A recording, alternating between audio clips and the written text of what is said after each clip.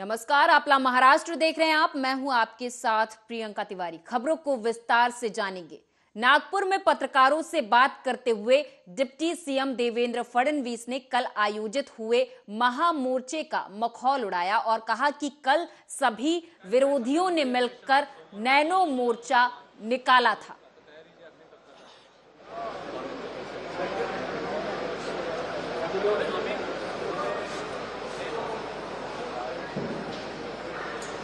आमची पूर्ण तयारी आहे। विदर्भात अधिवेशन होत आहे। 2-3 वर्ष अधिवेशन झालं नाही आहे, त्यामुळे जास्तीत जास्त चर्चा झाली पाहिजे। विदर्भातल्या मराठवाड्यातल्या प्रश्नांना प्राधान्य मिळालं पाहिजे असा प्रयत्न या ठिकाणी असेल आणि सर्व प्रकारच्या चर्चेची तयारी आमची आहे। कर्नाटक प्रश्नी काही शासकीय ठराव सीमा प्रश्न तो तर आधीच सांगितलेला आहे की त्या संदर्भातला ठराव जो आहे तो मांडलाच जाणार आहे। स्वतः मुख्यमंत्री मांडतील। आज जी महाविकास आघाडीची रॅली झाली की त्याचे काही व्हिडिओ व्हायरल झाले की पैसेही वाटले, आपण नॅनो मोर्चाचं म्हणत होतं। नाही, आता तर जे व्हिडिओ बाहेर येत आहेत ते खरं म्हणजे मला असं वाटतं की अक्षरशः लाजिरवाणे अशा प्रकारचे आहेत। आलेल्या लोकांना आपण कशाला आलो आहे हे माहिती नाही आहे, काय कार्यक्रम आहे हे माहिती नाही आहे, कोणाच्या पक्षाचा आहे हे माहिती नाही आहे, पैसे वाटले जात आहेत आणि इतकं सगळं करून देखील संख्या ते जमवू शकले नाहीत। याचा अर्थ कुठेतरी जनतेला काय हवं आहे, जनतेच्या मनात काय आहे याचा ट्रॅक या पक्षांचा तुटलेला आहे। जनतेलाही माहिती आहे की राजकारणाकरता राजकारण करतायत आणि महापुरुषांच्या नावाने केलं जाणारं राजकारण हे जनतेला मंजूर नाही आहे, हेच यातनं लक्षात येतं। मुंबईमध्ये आमची ताकद आहे, आमच्याशिवाय मुंबई चालू शकत नाही, बुरखा फाटला गेला असेल। आता पाहिलं ना काय परिस्थिती झाली, नॅनो मोर्चा निघाला, त्यामुळे मुंबईत कोणाची। बीजेपी ने महाविकास अघाड़ी के मोर्चे पर गंभीर आरोप लगाते हुए कहा कि महाविकास अघाड़ी में महामोर्चे में पैसे देकर कार्यकर्ता बुलाए गए थे। बीजेपी का आरोप है कि महाविकास अघाड़ी के हल्ला बोल मोर्चे में पैसे बांटे गए। दरअसल मुंबई में शनिवार 17 दिसंबर को महाविकास अघाड़ी की हल्ला बोल रैली थी और बीजेपी का आंदोलन था। बता दें कि महाराष्ट्र के मुख्यमंत्री एकनाथ शिंदे और राज्यपाल भगत सिंह कोश्यारी के खिलाफ महाविकास अघाड़ी ने हल्ला बोल किया था। छत्रपति शिवाजी महाराज पर राज्यपाल कोश्यारी के विवादित बयान के खिलाफ एमवीए के बड़े नेताओं और कार्यकर्ताओं ने शनिवार को विरोध मार्च निकाला। इस दौरान सैकड़ों की संख्या में कार्यकर्ता सड़क पर उतरे थे।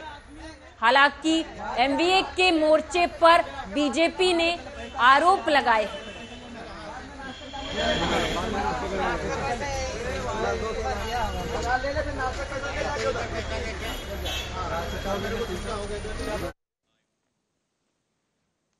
महाराष्ट्र में शनिवार के दिन जहां महाविकास अघाड़ी एकजुट होकर शिंदे सरकार के खिलाफ शक्ति प्रदर्शन कर रही थी, तो वहीं दूसरी तरफ शिंदे गुट में उद्धव ठाकरे गुट के शिवसेना पदाधिकारियों की लगातार एंट्री हो रही है।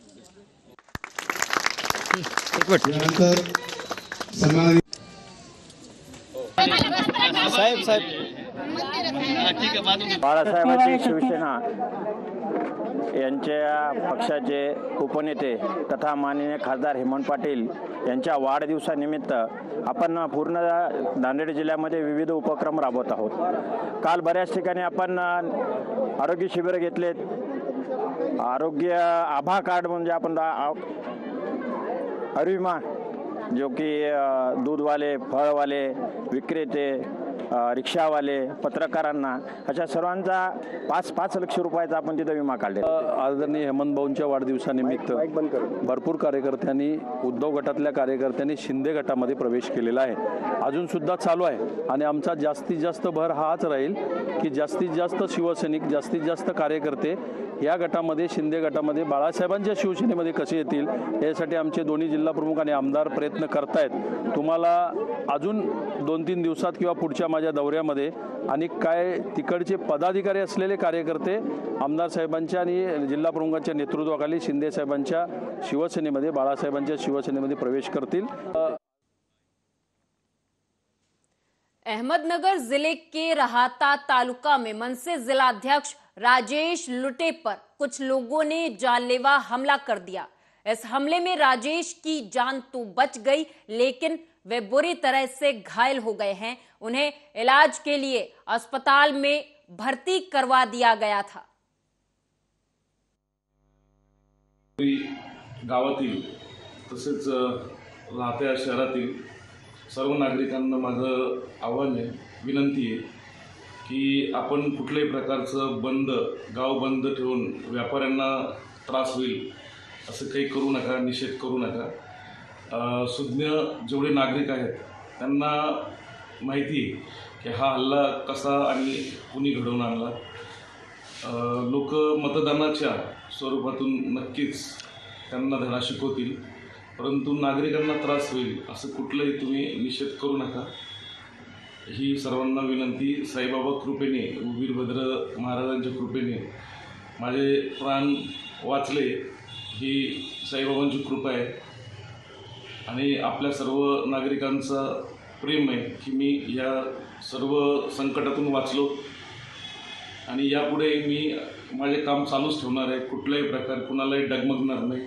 असे किती भयाड हल्ले झाले तरी मी माझं काम चालूच ठेवणार आहे। सर्व जिल्हाभरातून लोक काल मला भेटायला इथं आले। सर्व आपले कार्यकर्ते, पदाधिकारी सर्व इथं आले, त्यांनी मला भेट दिली। ठिकठिकाणी ते आंदोलन करत आहेत, परंतु मी त्यांना सर्वांना विनंती केलेली की आपण आंदोलन करा, पण हे लोकशाही पद्धतीतून करा। लोकांना, नागरिकांना त्रास होईल असे कुठलाही प्रकार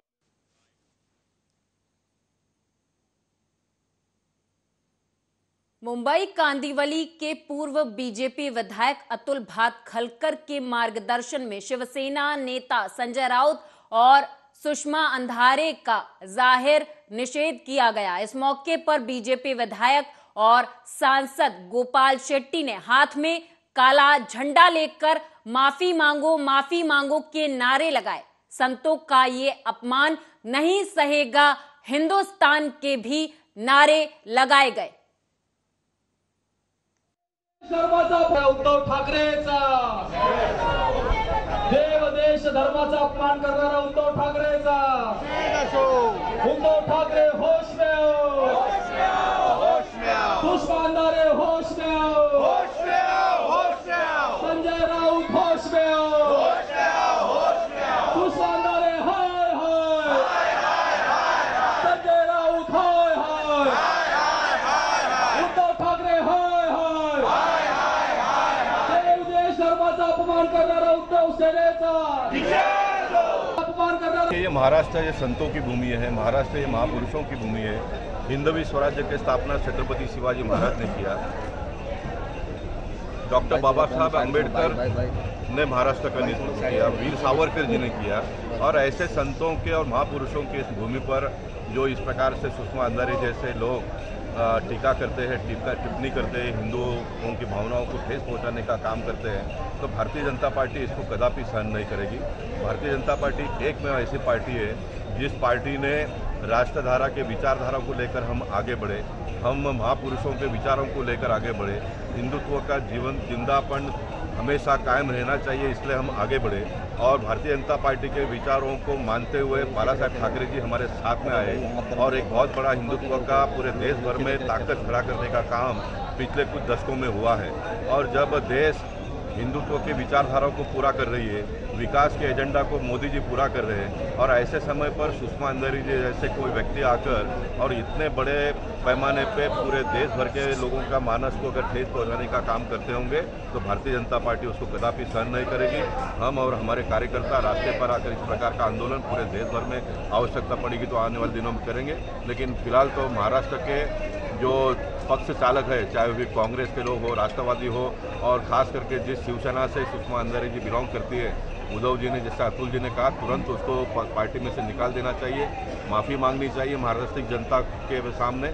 और जब तक ये नहीं होता है तब तक भारतीय जनता पार्टी इस प्रकार के आंदोलन में सहभागिता देती रहेगी। ये महाराष्ट्र ये संतों की भूमि है, महाराष्ट्र ये महापुरुषों की भूमि है।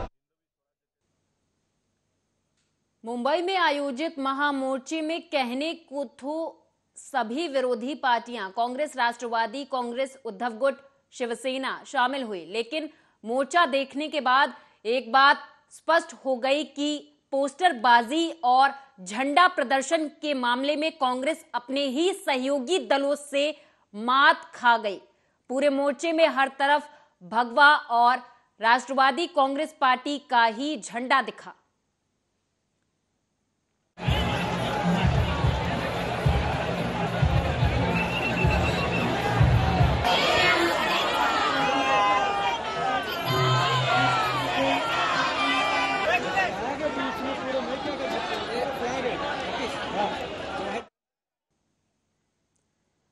मुंबई में एक तरफ जहां महाविकास अघाड़ी का मोर्चा बड़े पैमाने पर शुरू हुआ, तो वहीं दूसरी तरफ बीजेपी के लोग भी पीछे नहीं रहे।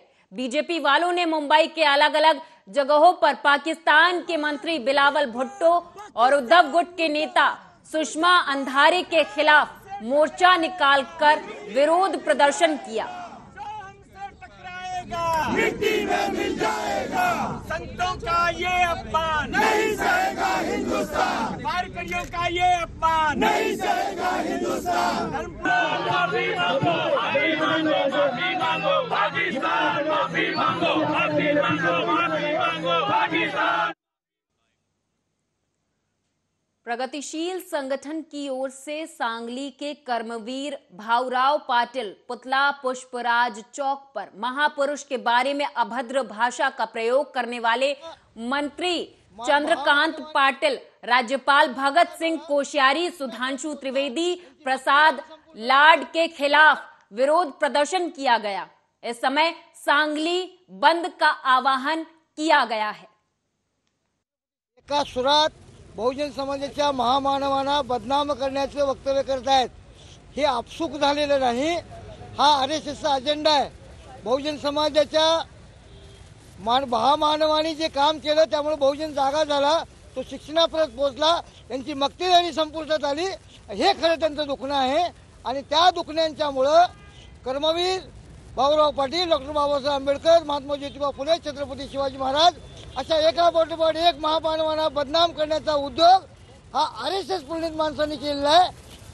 त्याचा धिक्कार म्हणून, त्याला सडेतोड उत्तर द्यायचं म्हणून येत्या 22 डिसेंबरला सांगली शहर बंद करतोय आम्ही। तो बंद यशस्वी करावा आणि या आरएसएसच्या षड्यंत्राला चपराक। एरोली के विधायक गणेश नाइक ने नवी मुंबई महानगर पालिका के राजमाता जिजाऊ अस्पताल में वैद्यकीय उपचार और जांच के लिए आवश्यक साहित्य और उपकरण की मांग की थी। वहीं गणेश नाइक की मांग को पूरा करते हुए सैंडोज इंडिया अंतरराष्ट्रीय कंपनी की ओर से अस्पताल में वैद्यकीय उपचार के लिए काम आने वाले साहित्य और लाखों का उपकरण निःशुल्क प्रदान किया गया। सॅन्डोज इंडिया ही वर्ल्ड वाईड म्हणजे जगाच्या पाठीवर 100 वर्षापूर्वी ही कंपनी स्थापन झालेली आहे। आपल्या भारतामध्ये प्रामुख्याने ठाणे जिल्ह्यात, ठाणे तालुक्यामध्ये बालकुम गावाजवळ सॅन्डोज कंपनी जवळजवळ 75 वर्षापासून तिथे आस्थापना त्याची सुरू झाली। त्याचा एक भाग आपल्या दिघ्याला आहे, एक भाग सानपड्याला होता। सानपड्याचा भाग तो बंद झाला, परंतु गेल्या साधारण 8-9 महिन्यापूर्वी मी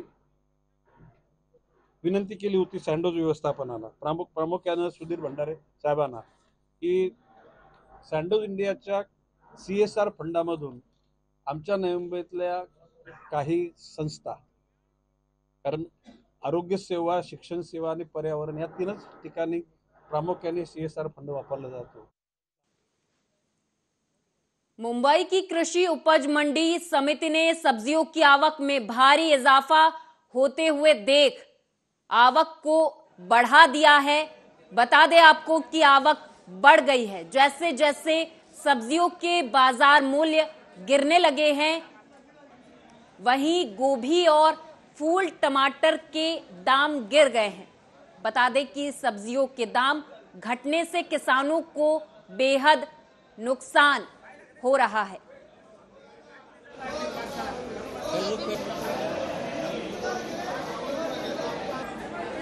सर मार्केटमध्ये भाज्यांचे दर कमी झाले आहेत, का कमी झाले आणि कितीपर्यंत कमी झाले आहेत? काय झालं पहिल्यापेक्षा आता आवक जास्त वाढली, पालेभाज्या झाल्या, तरकारी झाल्या, यांची आवक वाढल्यामुळं आणि गिराईक त्या प्रमाणात नाही आहे इथे, गिराईक पण कमी झालेले, त्याच्यामुळं बाजारभाव कमी झाले, उठाव कमी आहे मालांना. अचानक हे ग्राहक कमी का झाले काय माहिती? आता त्याला खूप कारणं आहेत, काहींना जागेवर माल भेटतो, काही गिराईक इथे येतात. तर भाज्यांचे दर आहेत खूप कमी झाले आहेत, का कमी झाले आहेत, कितीपर्यंत कमी झाले आहेत? मार्केटमध्ये आवक जास्त आहे, त्यामुळे भाज्यांचे दर फार कमी आहेत आणि वाटाण्याची आवक जास्त आहे. वाटाणे 15 रुपये 16 रुपये किलो आहे, त्यामुळे वालवड, घेवडा, कोबी, फ्लावर या मालांना कोणीच घेत नाही आणि हे दर कमीत कमी 2 महिने तरी वाढणार नाहीत. आवक जास्त आहे, पाणी पाऊस भरपूर झालेला आहे, त्यामुळे गावाला पिकं भरपूर, उत्पन्न जास्त आहे आणि आवक जास्त असल्यामुळे मालाला बाजार नाही. हे जे दर आहेत ते कधीपासून कमी झाले आहेत? आता जवळजवळ 1 महिना होत आला, दर कमी आहेत. नाव काय तुमचं? नानासाहेब फाफाळे. मुंबई के घाटकोपर इलाके में आग लगने की खबर सामने आई है। इस आग में 2 लोग झुलस गए हैं तो वहीं एक की मौत हो गई है। यह आग एक अस्पताल के नजदीक लगी। इस आग के चलते पारेख अस्पताल के 22 लोगों को नजदीकी अस्पताल में भर्ती करवा दिया गया है। वहीं जानकारी के मुताबिक लोगों को सांस लेने में तकलीफें हो रही थी, जिसके बाद सभी को दूसरे अस्पताल में भेजा गया।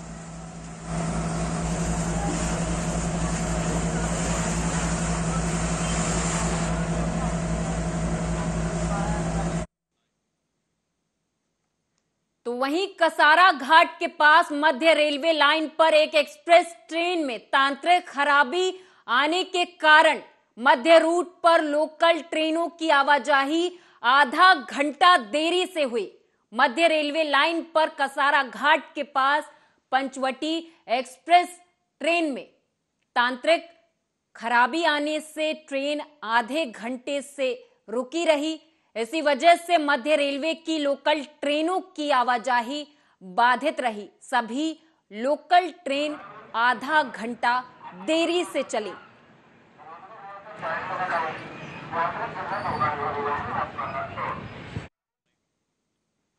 कल्याण में डॉक्टर श्रीकांत शिंदे फाउंडेशन और महाराष्ट्र सरकार के संयुक्त तत्वाधान से महारोजगार मेला लगाया गया और एक ही दिन में 2152 नौजवानों को नौकरियां दी गई।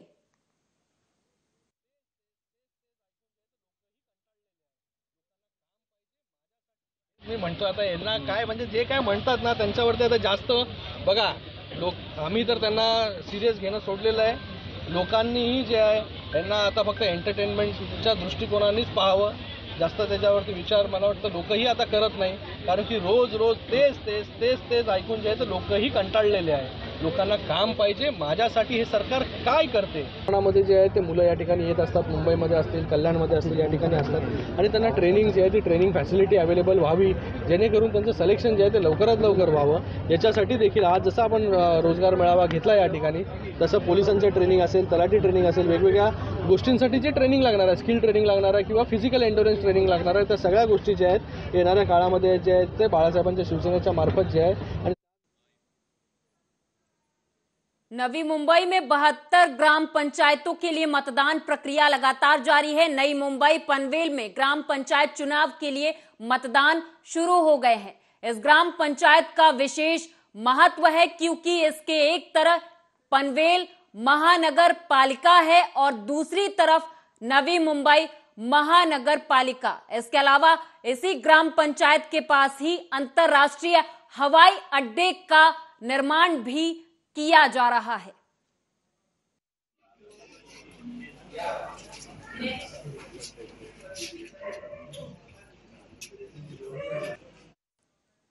तो वहीं धुलिया जिले में ग्राम पंचायत चुनाव के लिए मतदान करने एक दुल्हन पहुंच गई। दुल्हन ने मतदान के बाद विवाह करने का निर्णय लेते हुए सज संवर कर मतदान बूथ पर मतदान किया और मतदान के बाद शादी के लिए मंडप तक गई।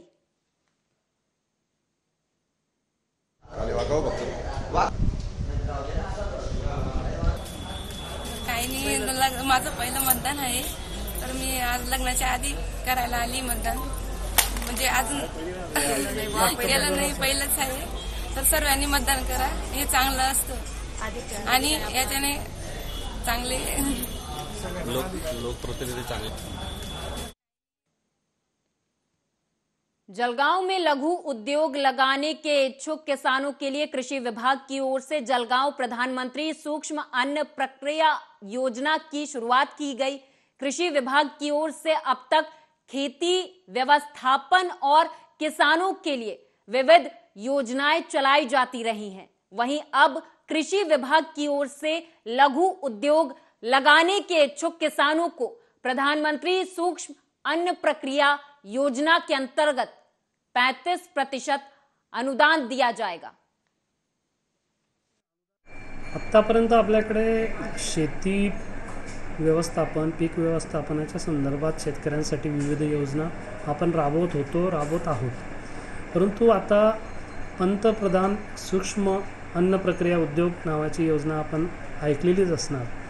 तर या योजनेच्या माध्यमातून आपल्याला ज्याही काही आपल्याकडे फळ किंवा अन्नधान्य प्रक्रियाच्या संदर्भात काही उद्योग उभारले जातात, त्या उद्योग उभारण्यासाठी आर्थिक प्रोत्साहन मिळण्याच्या उद्देशाने 35% अनुदान या योजनेच्या माध्यमातून कुठल्याही नवउद्योगासाठी उपलब्ध आहे. या माध्यमातून आपण उदाहरणादाखल म्हटलं तर दाल मिल आहे किंवा पापडांचा उद्योग आहे, पापड बनवायचं मशीन आहे किंवा फळ व भाजीपाला प्रक्रियासाठी देखील काही उद्योगाचा कोणाचा विचाराधीन असेल तर याचा सविस्तर प्रकल्प आराखडा बनवून त्या एकूण प्रकल्प आराखड्याच्या 35% अनुदान आपल्याला या योजनेच्या माध्यमातून मिळू शकतं.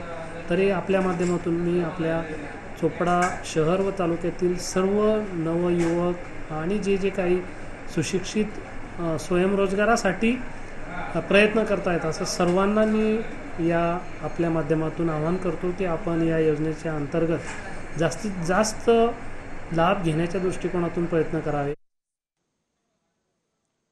महाराष्ट्र के वर्धा जिले में वातावरण के बदलते ही दूध उत्पादन घट रहा है। ऐसे में किसान दूध नहीं खरीद पा रहे।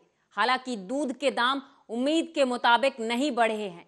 वहीं आपको बता दें कि डेयरी में फैट के हिसाब से दूध लीटर के हिसाब से लिया जा रहा है। सौ रोहिणी राहुल कलोडे, माझ्याकडे दूध डेअरी आहे, इंदुजा महिला milk producer company limited Yavatmal. तसेच मी संचालिका आहे डेअरीची आणि माझ्याकडे दूध कलेक्शन करत असते मी. आणि आता थंडीमुळे दुधात घट आणि वाढ होत असते. घट झालेली आहे, कधी 10 कॅन जाते तर कधी 9 कॅन जाते. आणि रेट आहे 3.5 ते 8.5ला 33 रुपये आणि 9, 10 आणि 10ला 62 रुपये. हां, हॅलो, हां, माझं नाव गजू देवरावजी येनूरकर. नमस्कार जी.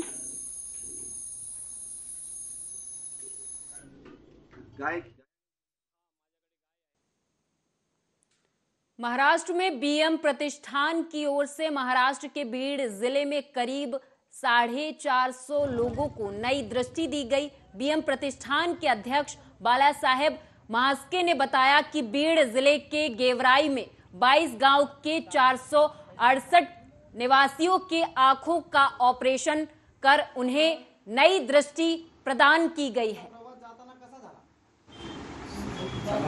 अर्थानं ग्रामीण भागातील जे मायमाऊली लोक आहेत यांना आज दृष्टी देण्यासाठी म्हणजे त्यांना मोतीबिंदू आहे, परंतु गावातनं तालुक्यात सुद्धा येणं त्यांना शक्य नाही. अशा नागरिकांसाठी आम्ही गाव तिथं शिबिर असे एकूण आम्ही 22 गाव.